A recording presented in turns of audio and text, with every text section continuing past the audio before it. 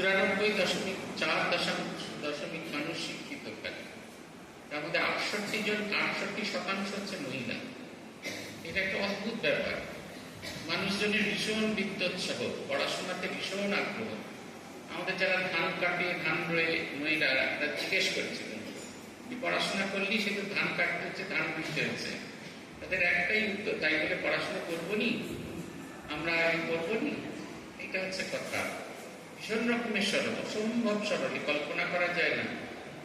একজন আমাকে বলেছিলেন, এখনো এরকম জায়গা পাওয়া যায়, সমস্ত রাত্রির যদি আপনার সাইকেল বা দামি জিনিস যদি পড়েও থাকে, তাহলে কোনোভাবে আমাদের কোনো জিনিসপত্র চুরি হয় না। এটা আমাদের এই সভ্য সমাজে এটা কল্পনাই করা যায় না, যে মানুষজন অন্যের জিনিস নিয়ে বড় হচ্ছে না। এরকম এখন যে চলছে, সেখানে এটা কল্পনাই করা যায়। অনেক বছর আগে 1928 সালে একজন সন্ন্যাসী ওখানে যান, তার নাম স্বামী ইষ্টানন্দ।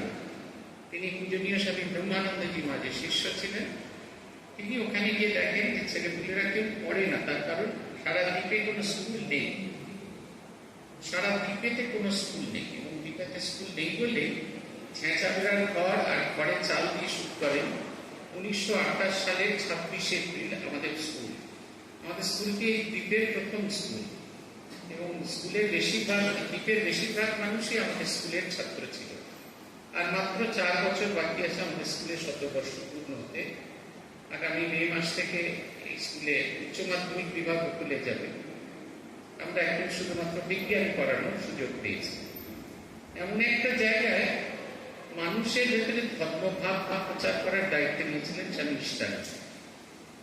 মানুষের প্রত্যেক দিনের কাজে, প্রত্যেক দিনের সমস্ত কিছুর ভেতরে কি করে সে ভগবানকে চিন্তা করতে পারে, এটাই একটা তার অন্যতম কাজ ছিল। একটা খুব বড় কাজ করে গেছেন তিনি।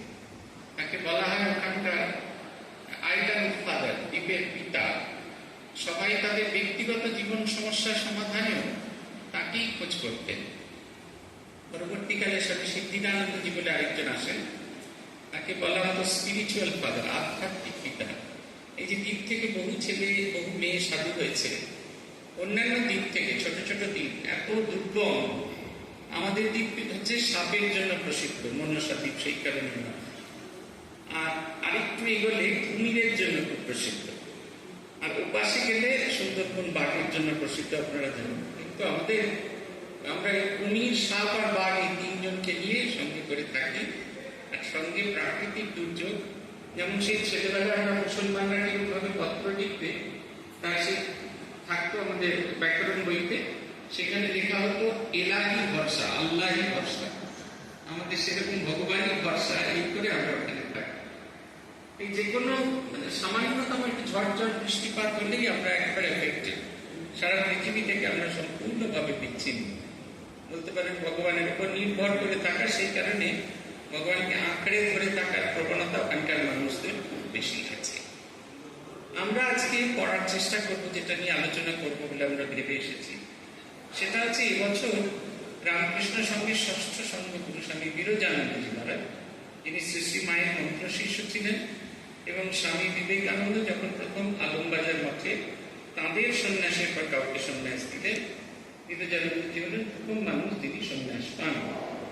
আমাদের মায়াবতী আশ্রমকে সঠিকভাবে গঠন করা স্বামী বিবেকানন্দের প্রথম প্রামাণ্য জীবনী গ্রন্থ life of Swami Vivekananda by eastern and western disciples, যেটি প্রকাশক, সম্পাদক, প্রকাশক।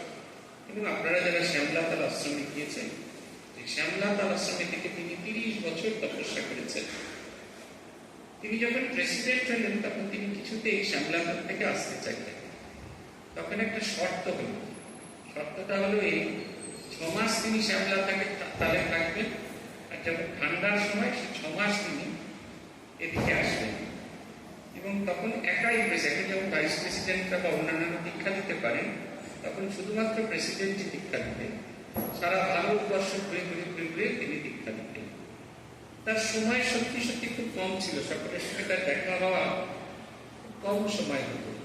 সেই কারণে তিনি ভক্তদের উৎসাহিত করতেন চিঠি লেখার জন্য, এবং প্রত্যেকের চিঠি নিজে পড়তেন, নিজে উত্তর লিখতেন। তার অন্যতম সেবক পরবর্তীকালে আমাদের পঞ্চদশ সঙ্গগুরু স্বামী আত্মস্থানন্দজি মহারাজের কাছে আমরা শুনেছি যে পূজনীয় মহারাজ আমাদের, আপনারা না নিজেদের মধ্যে গল্প করলে খুব খুশি, এটা খুব ডিস্ট্রাক্টিং। আত্মস্থানন্দজি মহারাজের কাছে আমরা শুনেছিলাম একটা ঘটনা, যে মহারাজের কিরকম কনসেন্ট্রেশন পাওয়ার ছিল, তাতেই চিঠি লেখার গল্পটা এসেছিল। মহারাজ রোজ খাবার পরে চিঠি লিখতেন, চিঠির উত্তর দিতেন। একটা ছোট্ট টিনের বাক্স ছিল, সেই টিনের বাক্সেতে তারিখ অনুযায়ী যে যে চিঠি এসেছে সেইগুলো বাঁধা থাকতো। আর একটা চিঠি লেখার প্যাড ছিল, কলম ছিল, দোয়াত ছিল, সব ছিল। মহারাজ সেই চিঠিগুলো, আমরা যে চিঠিগুলো লিখতাম মহারাজকে, সেই চিঠি তিনি পড়তেন, তারপরে ভাবতেন, তারপর তার উত্তর দিতেন। এই চিঠিগুলো পোস্ট করার আগে স্বামী শ্রদ্ধানন্দ সেবক সেই চিঠিগুলো থেকে ইম্পর্টেন্ট কথাগুলো লিখে রেখেছিলেন, যেটি থেকে পরবর্তীকালে পরমার্থ প্রসঙ্গ প্রকাশিত হয়। এরকম একদিন দুপুরের কথা আত্মস্থানন্দজি বলছেন, 48 সালের কথা। মহারাজকে খেতে বসিয়ে দিয়ে, 48 না 49 সালের কথা। মহারাজরা মহারাজকে খেতে বসিয়ে দিয়ে আশ্রম বাড়িতে গেছেন। আপনারা যারা সামলাতালে গিয়েছেন দেখবেন বিরোজানন্দী কুটির এবং আশ্রম বাড়ি অনেকটা দূর। সেখানে খেতে গেছেন, দুপুরে প্রসাদ পাচ্ছেন, হঠাৎ শুনলেন ওখানে গরম জল করা হতো। ভীষণ ঠান্ডা তো, কাঠের আগুনে কড়াইতে করে গরম জল সবসময় করা হতো। যারা গরম জল নিত তাদের কাজ ছিল অন্য পাত্র থেকে ঠান্ডা জল ওই কড়াইয়ের মধ্যে দিয়ে দেওয়া। সেই আগুন থেকে সিঁড়িতে আগুন লেগে গেল এবং সিঁড়ি প্রায় 8খানা পুড়ে গেছে। এখন আত্মস্থানন্দজি খবর পেলেন, তখন ছুটতে ছুটতে তারা এলেন এবং অন্য একটা পথ আছে ওই বাড়িতে ঢোকা। সেই পথ দিয়ে যখন তারা ঢুকলেন, কেটে গিয়ে সমস্ত ঘরটা ধোঁয়ায় ভর্তি হয়ে গেছে, একবারে কিচ্ছু দেখা যাচ্ছে না। তখন তারা তো হইচই করছেন, ভাবছেন বিরোজানন্দজিকে হয়তো আর সুস্থভাবে দেখা যাবে না। দরজা জানলা খুলে দেওয়া আছে, ধোঁয়া বার করে দেওয়ার ব্যবস্থা করছেন, ওই চলছে। সিঁড়ির আগুন নিভিয়ে দেওয়ার ব্যবস্থা হচ্ছে। যখন ধোঁয়া আস্তে আস্তে পরিষ্কার হয়ে যেতে থাকলো, আত্মস্থানজি বললেন, তখন দেখলো মহারাজ ঠিক যেভাবে চিঠি লিখছিলেন সেইভাবে বসে চিঠি লিখছে। এবং আমাদের কিন্তু কনসেন্ট্রেশনটা একটা পড়েছে, আমরা সবাই ধার দিয়ে তাকিয়েছি। এক্ষুনি আপনাদের কারো মোবাইল বাজালে সবাই আমরা সেই দিকেই তাকাবো। বিরোজানন্দী কনসেন্ট্রেশনের কথা ভাবুন, তিনি চিঠি যেমন লিখছিলেন তেমনি লিখছেন। এত যে ধোঁয়া, এত যে প্রাণঘাতী ধোঁয়া, সবটা আচ্ছন্ন হয়ে গেছে ধোঁয়ার মধ্যে। তারপর সেবকরা এসে হইচই চেঁচামেচি করছে, কোনো কিছু তাকে সামান্যতম ভাবেও স্পর্শ করছে না। এটা হচ্ছে কথা, সামান্যতম ভাবেও তাকে স্পর্শ করছে। তিনি যেমন চিঠি লিখছিলেন সেরকম চিঠি লিখছেন। তাই চিঠির এই অংশগুলো, এগুলো খুব দরকারি জিনিস, আমাদের সাধক জীবনের জন্য খুব দরকারি জিনিস। কেন এই গ্রন্থ থেকে আমরা সূত্রাকারে লেখা অল্প অল্প কথা। এখন দেখবেন আপনারা বড় ভিডিও দেখতে আমরা কেউ ভালোবাসি না, রিলসের খুব জনপ্রিয়তা। আমরা ওইখানে রিলস বানাই, যা বলতে চাই 1 মিনিট 10 সেকেন্ডের মধ্যে বলে দিলে ব্যাস।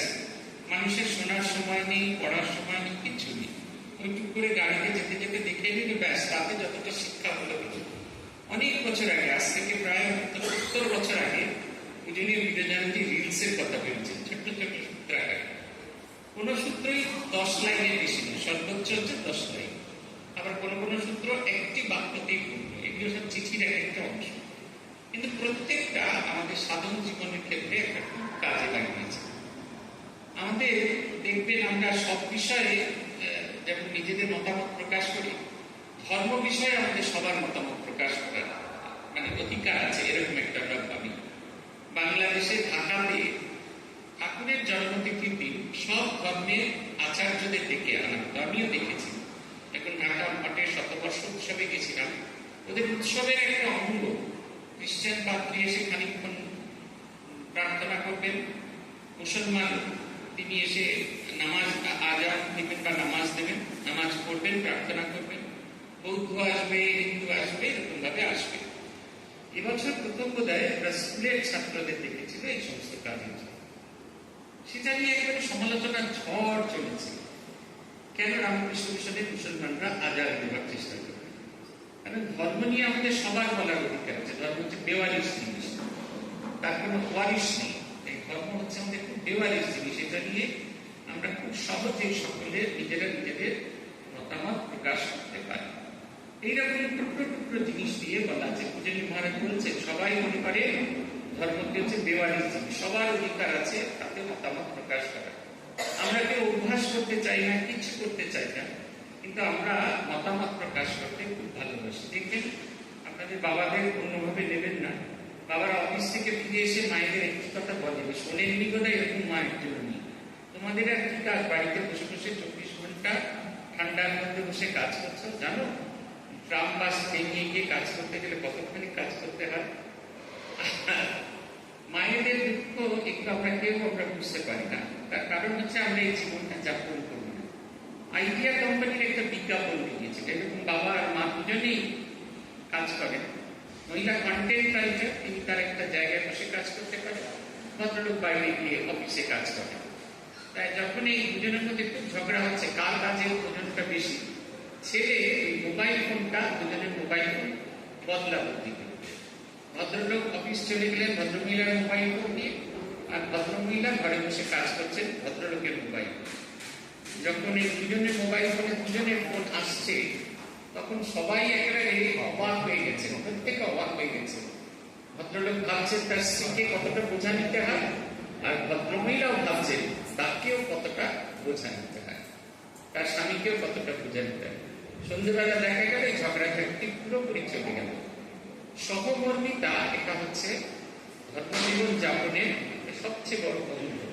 আমার সামনে যে আছেন তার প্রতি যদি আমরা সহমর্মী না হতে পারি, তাহলে কিন্তু কখনো কিছু হবে না।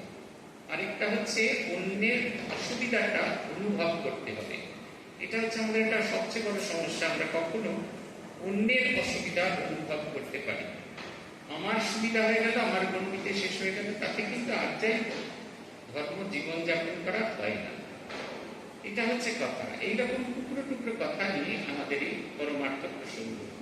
সময় যেহেতু খুব কম, তাই আমি 5টা সূত্র ধরবার চেষ্টা করি। প্রথম সূত্র মহারাজ বলছেন, এই যে আমরা দেখবেন আমরা অনেকেই ধর্মপথ অবলম্বন করতে চাই, এই আলোচনা চক্রে আমরা এসেছি, কিন্তু আমরা হোয়াটসঅ্যাপের মেসেজ দেখা একটু থামাতে পারি না। ওটা থামাতে গেলে আমাদের জীবন থেমে যাবে। আমাদের মনে হয় ওটা আমাদের অনেক বেশি জরুরি, আমাদের কাছে অনেক বেশি জরুরি, কারণ এই যে 1 ঘন্টার ছেদ এটা আমরা দিতে পারি না। মহারাজ বলছেন সংসার অসার অনিত্য, তিনি একমাত্র সার সত্য, এই ভাবটি যতদিন মনে দৃঢ় না হয় ততদিন ধ্যান করবার সময় মন চঞ্চল হবেই। ইন্দ্রিয় সুখে যত বিতৃষ্ণা আসবে, ভগবানের অনুরাগ তত বাড়বে, মন তত একাগ্র হবে। তার প্রেমের স্বাদ কণিকা মাত্র পেলে জগতের সমস্ত সুখ তুচ্ছ ঘৃণ্য হয়ে যাবে। একজন মানুষ এসেছেন একজন সন্ন্যাসীর কাছে জিজ্ঞাসা করতে, বলছেন বাবা আমাকে বলতে পারেন কি করে এই সংসারের বাসনা কামনার উপরে যাই? সন্ন্যাসী বললেন মা তাই নাকি? বলে তিনি তার আসনটা চেয়ারে বসেছিলেন সেটা থেকে উঠিয়ে দিলেন। এসে সামনে ঘরের সামনে যে বারান্দাটা আছে, সেই বারান্দার এরকম একটা পিলার আছে, পিলারটাকে জড়িয়ে ধরে চিৎকার করে বলছেন ওগো আমায় পিলারটা থেকে ছাড়িয়ে দাও, ওগো আমায় পিলারটা থেকে ছাড়িয়ে দাও। তখন সেই ভদ্রলোক বলছে আপনি তো মহা আহম্মক, আপনি বলছেন পিলারটা থেকে, আপনি তো কি ওটাকে জড়িয়ে ধরেছেন, আপনি ছেড়ে দিলেই তো পিলারটা ছেড়ে যায়। তখন সন্ন্যাসী বললেন উমা এই কথাটা তুমি বোঝো, এটা যদি তুমি বুঝে থাকো তাহলে তোমার প্রশ্নের উত্তর তোমার কাছেই আছে। এই যে আমরা সংসারে আসক্ত হয়ে পড়ছি তার কারণ হচ্ছে আমরা আসক্তটা চাই। আমাদের সবসময় মনে হয় আমি চলে গেলে অন্যদের কিরকম কি হবে, সেই কারণে আমাদের ভগবানের বা উচ্চ ভাবেতে মন বসে না। জাগতিক আকর্ষণ আমাদের এত তীব্র হয়ে আসে যে আমরা কোনো কিছুতেই বসতে পারি না। এই যে সংসারটা যে অসার অনিত্য এবং তিনি একমাত্র শাশ্বত, এই ভাবটা যতদিন মনে দৃঢ় না হয়। সংসার অসার একটা অদ্ভুত গল্প আছে, আপনারা জানেন। ধর্ম আর যুধিষ্ঠিরের সংকল্প সংলাপ আছে, সেখানে ধর্ম প্রশ্ন করছে সংসারে সবচেয়ে আশ্চর্য কি? যুধিষ্ঠির উত্তর দিচ্ছেন নিত্য নিত্য প্রাণী মরে, নিত্য চলে জমের ঘরে, বাদ বাকি আর রইল যারা মৃত্যু নয় সে ভাবছে তারা। এটা এই অভিজ্ঞতা আমাদের সবার হয়। নিত্য নিত্য প্রাণী মরে, নিত্য চলে জমের ঘরে। আমরা দেখি আমাদের প্রিয়জনরা একে একে একটু একটু করে চলে যাচ্ছে, আমরা মনে করি মৃত্যু আমার দরজার কাছে এসে থেমে যাবে, আমাকে স্পর্শ করবে না, আমি অনন্ত আয়ু নিয়ে অনন্ত কাল নিয়ে এসেছি, আমাকে ছাড়া এই জগৎটা চলবে না। আমার মনে আছে একজনকে দেখতে গেছিলাম, ক্যান্সারে আক্রান্ত হয়েছেন, তিনিও বুঝছেন তাকে চলে যেতে হবে। আমি জিজ্ঞেস করলাম যে কিরকম মনে হচ্ছে, কষ্ট হচ্ছে খুব? বলছে শরীরের কষ্ট ভেবে কষ্ট হচ্ছে না, ভাবছি আমি চলে গেলে বাবুকে কে রান্না করে খেতে দেবে, ছেলেকে আর তার স্বামীকে কে রান্না করে খেতে দেবে। এ নিয়ে তিনি ভীষণ কষ্ট পাচ্ছেন। তার এই যে মর শরীরটা চলে যাচ্ছে, আর পৃথিবীর আলো জলবায়ু আর বেশি দিন দেখতে, এটা তাকে স্পর্শ করছে। তিনি ভাবছেন এই মৃত্যু থেমে গেলে কি হবে। আমরা মারা যাওয়ার পর মঠ থেকে গিয়েছিলাম তাদের বাড়ি, যখন গেলাম গিয়ে দেখলাম, জিজ্ঞেস করলাম কি খাওয়া দাওয়া হচ্ছে তো? বললেন হ্যাঁ, দুপুরে অবিশ্বাস্য খাচ্ছি আর রাত্রিরে ফল দুধ খাচ্ছেন। কে দিচ্ছে? খেয়ে আমরা দিনে দিদি পাড়ার লোকেরা সবাই দিচ্ছে। আমি সেই ভদ্রমহিলার কথাটা মনে করার চেষ্টা করছেন। তিনি বলছেন আমার একটাই কষ্ট, বাবুকে কে রান্না করে খেতে দেবে। এটা হচ্ছে কথা, যে সংসারের অনিত্যতা, এই যেটা দৃশ্যমান, যে দৃশ্যমান জগৎটা দেখছি, এটা যতক্ষণ না পর্যন্ত আমরা অনুভব করতে পারবো ততক্ষণ পর্যন্ত এই সংসারের অনিত্যতা আমরা কিছুতেই হৃদয়ে অনুভব করতে পারবো না। আপনারা টেস্ট করে দেখতে পারেন, আজকে বাড়িতে ফিরে গিয়ে আপনার আলমারিটা খুলে দেখবেন, কিছু কিছু পোশাক আছে সেই রং আর এখন আপনার পরতে ইচ্ছা করে না, বা আপনাকে পরলে আপনি বোঝেন এটা আপনাকে মানাবে না, কিন্তু সেই কাপড় জামা শেরওয়ানি সেগুলোকে কেনবার জন্য আমরা কত মারামারি, কত চুলোচুরি, কত 2 নম্বরই, কত 1 নম্বরই, কত করেছি। কিন্তু এখন আপনা থেকে সেগুলো ফসে গেছে।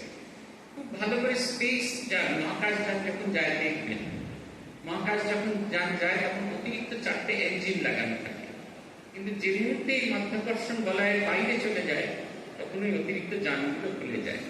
তারপরে যখন যে গ্রহপথে অক্ষপথে যখন ঘুরবে তখন বাকিটা ছেড়ে দিয়ে মূল যন্ত্রটা বেরোবে। শুধু ওই ছোট্ট একটি যন্ত্র, সেটাকে বয়ে নিয়ে যাওয়ার জন্য এত কয়েক হাজার কিলো জিনিস দিয়ে উপরে ছোটা হচ্ছে। আমাদের এই একটু করে সব চলে যাবে দেখবেন। এই যে আমি যখন এলাম তখন বাজে 5টা 10, আর এখন যখন বাজে হচ্ছে প্রায় 7টা। আমরা যদি ভগবানকে ঘুষ দিই, যদি সেই 5টা 10কে ফিরিয়ে আনতে পারবো না। আমরা কিন্তু রোজ এগুলো দেখি, রোজ এইগুলো করি, কিন্তু তবু এই সংসারের অনিত্যতা আমরা কিছুতেই অনুভব করতে পারি না। শ্রীরামকৃষ্ণকে বলা হয় জাদুকর। জাদুকর কেন? জাদুকর কি করে? যেটা সত্য নয় সেটাকে মিথ্যা বলে আমাদের সামনে দেখান, যেটা মিথ্যা সেটাকে আমাদের সামনে সত্য বলে দেখান। তিনি এসে কি করেন, ওই দেখবেন water of India, water of Gujarat, water of Maharashtra, এই করে করে ওদের বোনটাকে সেটেল করেন। আপনার চোখের সামনে একটা গোটা বইকে কেটে দুভাগ করে দেন, আপনি এবারে শিউরে ওঠেন, তারপরে আবার সেই কাটা মেয়েটাকে তুলে দেন। আপনি নিজেও খুব ভালো করে জানেন ওভাবে কাটা যায় না, এক ফোঁটা রক্ত না করে ওভাবে কাটা যায়, তবু ওটাকে আমরা বিশ্বাস করি, তবু ওটাকে আমরা ভালোবাসি। শ্রীরামকৃষ্ণ বলা হতো জাদুঘর। আমরা মনে করি শাস্ত্র বলছে ব্রহ্ম সত্য জগৎ মিথ্যা, আমরা মনে করি জগৎ সত্য ব্রহ্ম মিথ্যা। শ্রীরামকৃষ্ণ আমাদের এই ধারণাটাকে বদল করে দেন। তিনি আমাদের এটা বোঝাতে সাহায্য করেন যে ব্রহ্মই সত্য।